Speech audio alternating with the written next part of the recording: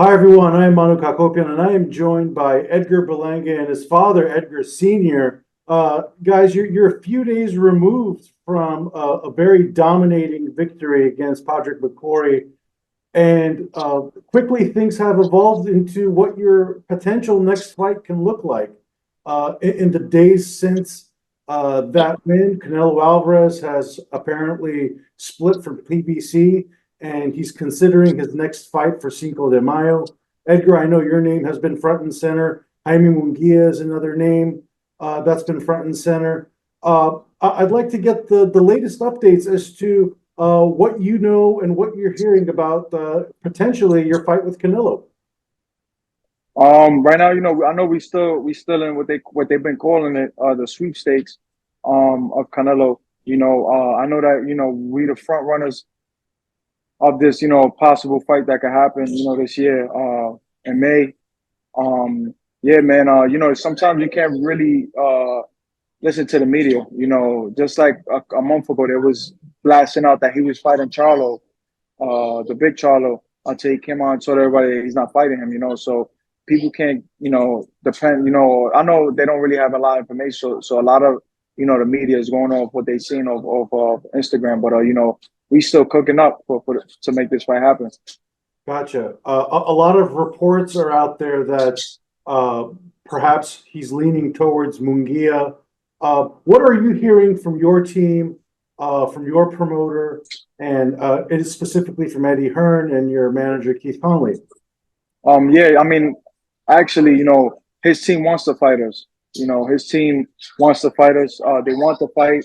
I know right now, the thing that's stopping it is just the network. Right now, Canelo Alvarez, he's a boss. He's his own boss. He's the man at 168. So he does what he wants. And for a fact, I know 100% he wants to fight us in May. We the frontline runners for this fight to make it happen. I feel like, me and him fighting is a much bigger fight. Obviously, not taking no credit away from Munguia or whatnot. He's a star himself. But I'm a star and I got Puerto Rico behind me. So that's something major. For boxing. Obviously, all the all-time great fights happened was Mexico versus Puerto Rico. So I know he wants to make that fight happen. And right now, I'm the hottest thing smoking right now at 168. I just came off a big victory, a huge knockout victory. I don't have a title or nothing, but I got the popularity and I got the fame, and obviously all of that right now brings in tons of money, and like I said before, I'm Puerto Rican. I'm representing my island. I got the whole Puerto Rico behind me that's backing me up for this fight. So, it's a fight for history. I know that he knows, I know he's trying to, catch me now. But we ready for that. Mm-hmm. I see you have a little nick in the eye. Are you ready to fight Cinco de Mayo weekend? Just Yeah, I mean, right now, my eyes already shut. I just got to take it out, but we already worked on it. I'm like Wolverine. I heal up super duper fast. Like in a week, my eyes already. The cut. And it was a small little cut. It was only one stitch, so it's already closed, literally. I just got to wait another week, and I'm good to go for sparring for whatever I got to get going.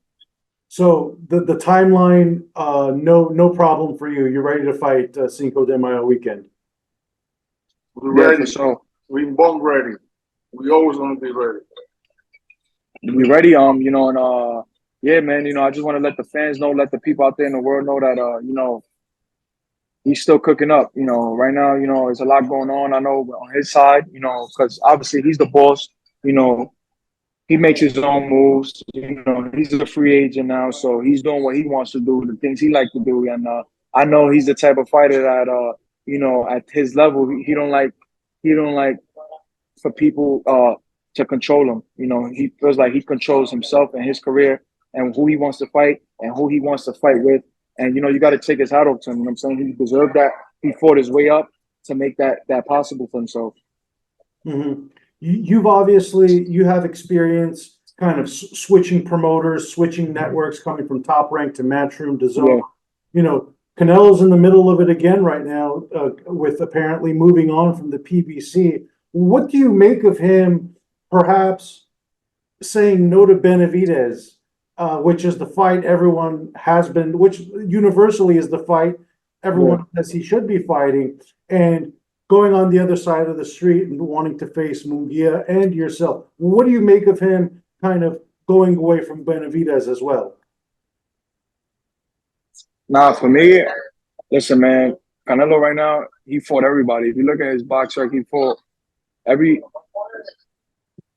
fight in the past, I'd say 10 years, he fought Hall of Fame fighters. You know, he fought Mayweather, he fought Cotto, he fought Kovalov, he fought Triple G 3 times when people were petrified of Triple G. You know, so scared that people saying, nah, I don't think he's scared. I just feel like, you know, he's at that level, like I said before, like he's a boss. So he fights who he wants to fight. He picks who he wants to fight, you know, and, you know, what type of money he wants to make. Yeah, man, I don't think there's fear in him. I also fear him. You know, I think he's a warrior. You know, he comes from Mexico and he got that Mexican blood in him. So for a fact, I know he's not ducking Benavidez. You know, he just does what he wants to do. And any fighter would, you know, like at that level, at his level, if any fighter was at his level, they'll be making the same moves he's making, you know, doing whatever the fuck they want to do. You get what I'm saying? And that's what at the level he's at right now. You know, like I said before, I take my hat off to him. You know, he paved the way for himself to make his own moves and do what he wants to do. Mm-hmm. Just yesterday, Oscar De La Hoya, who is Jaime Munguia's promoter, said that if Canelo were to fight Munguia, if Canelo were to fight you, that fight wouldn't crack 500,000 pay-per-view buys. Obviously, with the whole Mexico-Puerto Rico rivalry, we've seen what that looks like throughout the years and how it engages the fans from both countries. How successful do you think an event would be between you and Canelo? What kind of pay-per-view numbers do you think it would generate? Over a million for a fact. 1,000%. You know, De La Hoya is the type of guy, he's gonna shoot for his side. You know what I'm saying? He's gonna say, oh, Berlanga is not gonna crack 400,000 with Canelo, but my guy is. You get what I'm saying? He's that type of dude. Because if I was signed with Oscar De La Hoya be like, oh no, Berlanga and Canelo, they're gonna do over 1 million views. Oh yeah, this is what it is. You know, Berlanga's a star. Berlanga, because I had meetings with him, bro. Like I literally sat down with that guy right before signing with Matchroom. You get what I'm saying? And he was talking highly of me, you know. Now all of a sudden, because I ain't signed with him, now he's saying we're not gonna crack 500,000 viewership. That's out of this world, you know. He knows what's up, and he knows boxing, you know what I'm saying? And he himself said it in front of my face, in front of Jesus. He said, you're a fucking star, bro. And you're a seller, and you can sell, and you have the biggest backing, you know, between the celebrities and, you know, athletes and just actors, like you name it. You get what I'm saying? Nobody in boxing at the 168 division has that. And I don't even have a title. You get what I'm saying? So obviously I'm doing something right. And I know for a fact that this fight would crack over a million pay-per-view buys. For a fact, I know that. Mm-hmm. You know, because it's a guy like him, man, it's nonsense. You know, that dude, he jumps on Twitter, he starts these Twitter fingers, you know what I'm saying? He goes crazy, but if he was in front of my face, he wouldn't be saying that. Right. And, you know, Canelo, he hasn't fought a Puerto Rican since scoring a unanimous decision against Miguel Cotto in 2015. Where would this event take place? Where would you like it to take place? And how do you think it would get the entire boxing public excited? It'll be something crazy, man. You know, where I come from, you know, New York, you know, a lot of people didn't believe in us, you know, and I think this fight should take place in Vegas at the T-Mobile Arena, you know, or the MGM Grand, it don't matter, but I think it should take place in Vegas. You know, that's where the money's at. You know, this is something magnificent for my career. You know, and is a big step up for me. You know, I'm going straight to the top dog, but we're ready for that. You know, I've been dreaming of this my whole life. I know I got the will, the skill, I got everything what it takes to beat him. You know what I'm saying? I'm not Charlo. I'm not none of these guys that get in there and they tail tuck between their ass. You get what I'm saying? Like, I know I gotta go out there, and if I gotta die, I'm gonna die on my shield. You know, I'm gonna go out there because at the end of the day, you know, me beating him is some history for Puerto Rico. You get what I'm saying? I get to sit up there and sit with the greats like Miguel Cotto, Trinidad, Camacho, Roberto Benitez, and the list goes on and on and on. Amanda Serrano, You know, so that's something that's been on my mind. You know, people think payday, nah, man. Like, yeah, everything is about the money at the end of the day, because this is prize fighting. This is not pride fighting. This is prize fighting. It's all about the money. But when you sit down and really think about it, you know, it's about legacy. You know, because after when I'm done with boxing, I want to be in that.